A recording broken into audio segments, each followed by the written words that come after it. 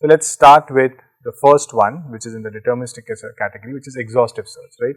And this is of course only for academic purposes. You will not really be able to do that, as the name suggests, exhaustive search, which is brute force search, and you cannot really do brute force search, but it always helps to start from there and then see how you can approximate that and still do the. So suppose we want to generate a sequence of 5 words with the vocabulary given to us, right? This is the vocabulary. This is a very restricted example, again for illustration purposes. So given this restricted vocabulary, we may not be able to generate many meaningful sequences, but it helps to understand what we are trying to do here, right?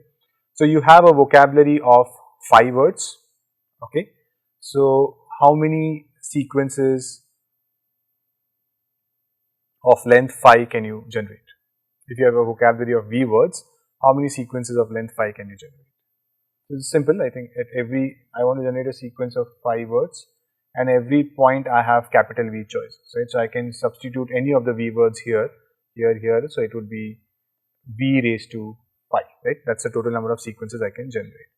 So ideally what I can do is that I can generate all of these sequences, check the probability of every sequence, and then output the highest probability sequence, right? But our vocabulary in the GPT model was 40,000, right? And so 40,000 raised to 5 is of course something that I cannot do. So this will obviously not work, right? But let's still delve on this a bit and try to understand what do we mean by generating V raised to 5 sequences, how will we score them with probabilities, how will we assign probabilities to them, and then pick up the max probability, right? So let's try to understand that through this toy example, where we may not generate many meaningful sequences, but that's okay. Yeah. So we have a total spaces V raised to 5 sequences are possible, and some of the sequences are I like cold water, I like cold coffee, coffee like cold coffee, I like, all of this, right? I mean, all of this can be generated, and for each of these sequences, I would want to associate a probability score, which will tell me what is the probability of the sequence. And that's exactly what we are trying to do in language modeling, right? So we were saying that P of x1, x2 up to xn is equal to P of x1 into P of x2 given x1 all the way up to P of xn given x1 to xn minus 1, right? And each of these probabilities we were computing using a transformer, right? That's what we did, right? So each of these probabilities was coming at the output of the transformer, remember, right? So now if I can use a transformer to compute these probabilities, so I have a trained transformer which has some parameters theta, so I'll pass the sequence to it, and then I can try to understand what the probabilities are. So what would that look like, right? What does that process look like of computing these probabilities? So let's try to understand that. Okay, so let me just use some space, clear up some space. So what I'll do, what does my decoding process look like, right? So I start with the start symbol, go, is that okay, right? And since there are only 6 words in my vocabulary, I'll get a distribution over these 6 words. Does that make sense, right? Now what I'll do is, at the next step, okay, I am talking about how you would do exhaustive search, okay. So at the next step, I have 6 possibilities that I can have at the input. It could be I, like, water, cold, coffee, or stop, right. So I'll give I as the input, okay, and I'll pass it through the network. Again, it will give me a distribution over the 6 words in the vocabulary. Does that make sense? Yes. But the same thing I can do by passing like as the input, right? I can pass water as the input, cold as the input, coffee as the input. Again, remember, we are doing exhaustive search, right? So we are trying to find all possible sequences that the network can generate and then try to compute the probability of those sequences. Is that okay? Right? So now let's see how would I get the probability of the sequence I like cold coffee stop. Okay, I want to assign a probability to the sequence, and I want to do this for all the V raised to 5 sequences. So I will show you how to do it for one of them, and then you can extend it to all the V raised to 5 sequences. Does that make sense? Okay, so let's try to apply it to one of them. Okay, so now what would the probability of this sequence be if I write it down? Right? it would be P of I, P of like given I, P of cold given like comma I, and so on. Does that make sense? Right. So, now let us see how to compute that probability. So, I started with the symbol go, okay, and I got a distribution over the vocabulary. Of these, I am only interested in P of I. So, say this was P of I. Is that okay? Right. So, I can note that maybe that was 0.2. Okay. Now, I want the probability of like given I. So, I will pass I to the network. Again, it will predict a distribution over the 6 words in the vocabulary. Maybe this was like, right. So, I will take that, maybe that was 0.1. Is that okay? Now, I am interested in P of cold given like comma I or I comma like, right. So, now I will pass I like as the input. Again, it will predict a distribution over the 6 words in the vocabulary, okay. Maybe this was cold and say it was 0.3, so I will note that down, okay. I know it is boring, but I will just do it for one sequence so that it is out of our system and we do not revisit this again, right. Now, I am interested in P of coffee given I comma like comma cold, okay. So, I am going to pass I like cold as the input. Again, I will get a distribution over the 6 words in the vocabulary. Maybe this was coffee, okay, and maybe it was 0.4, so I will just put 0.4 here. The last probability that I am interested in is probability of stop given I like cold coffee, right. So, coffee, again it generates a distribution over the 6 words in the vocabulary. Maybe this is stop, so I take that probability, maybe that is 0.5.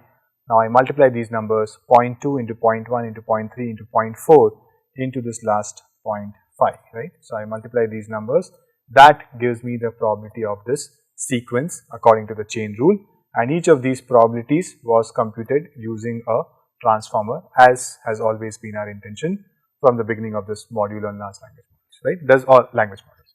Does this process make sense, right?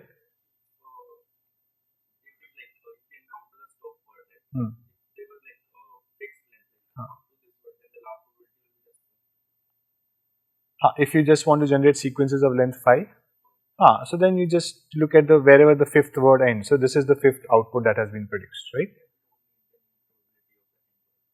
No, you still need to know what is the probability of coffee. That we do not need here, right? Okay. Is that okay, everyone? So, you understand this process. Now, tell me, suppose I wanted to find I like coffee water, okay. That is my next sequence whose probability I need to calculate. You can repeat this process, right. So, you will let us just see, change the color. So, you will give go here, then I, right, and it will predict a distribution here, then it will predict a distribution for I, okay. Now, what was the next word? I like, okay. So, like, then it will again predict a distribution here, and now you wanted I like coffee water, right. So, then whatever is the probability of coffee here, that is what will get multiplied. So, maybe I was 0.1, like given I was 0.2, coffee given, coffee given like and I was say 0.1, okay. So, now you will pass coffee as the input, okay, and then again it will generate a probability distribution over the 6 words. Maybe this was water with say 0.3 probability, okay. I am just randomly giving some numbers, not really thinking of whether they make sense or not, right. Again you will generate the distribution and say maybe this was end of sequence with a probability of 0.4. So, you will multiply these 5 numbers to get the probability of the sequence I like coffee water, and this process you can repeat for all the v raised to 5 sequences, get a score for each of them, sort them and give me the sequence which had the highest probability. Does that make sense? So, that is what exhaustive search would look like. but that would mean that you are decoding v raised to 5 sequences, right. So, that many times the transformer is getting called. Does that make sense, right? Yes, because this is a conditional distribution. So, every time, now if you want to compute the probability of coffee water like I, right, then the conditional distribution changes, right, because now you are going to pass coffee here. So, whatever distribution you get here is actually the conditional distribution given coffee, right. So, you cannot, you have to do that computation again. So, you will have to do all these computations, look at all the v raised to 5 sequences, assign probabilities to them, and then select the maximum. So, this is obviously not feasible, but it helps to know like what is the space of solution that we are looking at. Okay. So, all of these you can now assign probabilities to using the chain rule, right. And see, the beauty of this, that we have just used the same transformer network, just given it increasing sequences and just looking at the fourth word, the k plus 1th word which gets generated, and multiplying it with the remaining probabilities that we have already generated, right. Okay. And now maybe out of all these probabilities, I like cold coffee was the highest rated sequence. So, you will output that as the sequence. So, now before I go ahead, right, a few points here. What are you doing? You are looking at all the v raised to 5 sequences, assigning probabilities to them, right. All of this is deterministic. Your v raised to 5 sequences are known. These are the v raised to 5 sequences that you can generate. The probabilities for each of these sequences, no matter how many times you calculate it, you will get the same answer, right. So, now if you are going to just give me the max probability sequence, I will always get the same output no matter how many times I run this algorithm. Is that clear? Right. So, no matter how many times I do this exhaustive search based decoding, my highest probability sequence would remain the same, and I will not get any creative output. So, if I give the input as I like, if I like cold coffee is the highest rated sequence, it will always give me the output as I like cold coffee, right. And I do not want that, I want some variety in the output. But as we said earlier, this falls under the deterministic search or deterministic decoding strategies. So, there we will not get a variance, but I am just re-emphasizing that, right. And here is the illustration again. So, suppose you wanted to generate a sequence of length 2 with a vocabulary size of 3. So, at time step 1, you will get the probability of the 3 words in your vocabulary A, B, C. Now, at time step 2, you will pass A as the input and then get a distribution over the vocabulary again. You will pass B as the input and get a distribution over all the words again. You will pass C as the input and get a distribution, right. So, these are the probabilities that you are computing. This is the conditional distribution given A. What is the probability that the second token can take value A, B, C, okay. Given B, what is the value that, what probability that the second token can take values A, B, C. Given C, what is the probability that the second token can take values A, B, C. Does that make sense? So, here you had run the transformer once. Now, at the second time step, you are running it 3 times, okay. Now, what will happen at the next time step? How many times will you run it? 9 times, right. So, you will run this guy 3 times, this guy 3 times, and this guy 3 times, okay. Let us look at that.